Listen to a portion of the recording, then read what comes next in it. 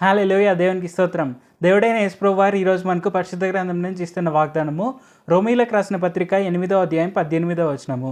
మన ఎడల ప్రత్యక్షం కాబో మహిమ ఎదుట ఇప్పటి కాలపు శ్రమలు ఎన్న తగినవి కావని ఎంచుచున్నాను. సో మనం ఈ వచనం చూసుకుంటే ఇక్కడ మనకి ఏమర్థమవుతుంది అంటే, మనము ఇప్పుడు పడుతున్న శ్రమలు అనేవి మనం ఎప్పుడు కూడా ఎన్నికల్లోనికి తీసుకొని రాకూడదు. ఎందుకంటే దేవుడైన యేసు ప్రభువారు మనకి ఇచ్చే రివార్డ్ అనేది అంత గొప్పగా ఉంటుంది.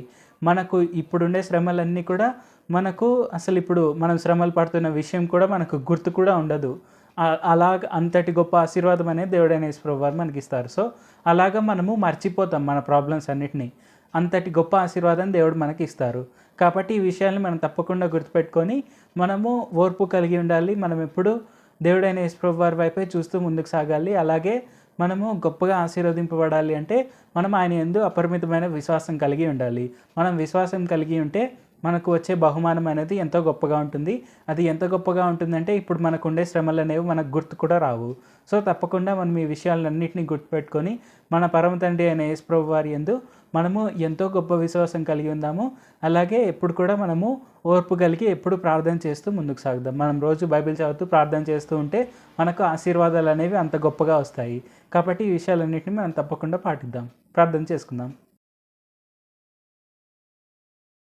పరిశుద్ధ జీవాధిపతి జీవంగల దేవ యేసయ్య, ఈరోజు మాకు ఇచ్చిన ఈ గొప్ప వాగ్దానాన్ని బట్టి మీకే వందనాలు తండ్రి. యేసయ్య, మేము మీ యందు విశ్వాసం కలిగి ఉండేందుకు సాయం చేయండి.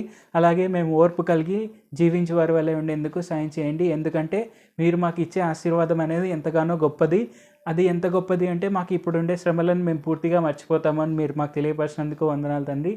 అలాంటి మరుపు కలిగించేంత గొప్ప ఆశీర్వాదాలను మాకు ఖచ్చితంగా దయచేస్తున్నందుకు మీకే వందనాలు తండ్రి. అది పొందుకునే విశ్వాసాన్ని మాలో నింపండి. అలాగే అది మేము పొందుకొని మీకు కృతజ్ఞతాస్తులు చెప్పు వారి వలె ఉండేందుకు సాయం చేయండి. ఈ వాక్యం వింటున్న ప్రతి ఒక్కరూ మిమ్మునే తమ నిజరక్షకులుగా అంగీకరించి మిమ్మునే వారు ఎప్పుడు కూడా ఆరాధిస్తూ మీ అందే విశ్వాసం కలిగి ఉండేందుకు సాయం చేయండి. యేసు నామములో అడుగుచున్నాం తండ్రి. ఆమెన్. Thank you Jesus. దేవుడు మిమ్మును ఆశీర్వదించును గాక.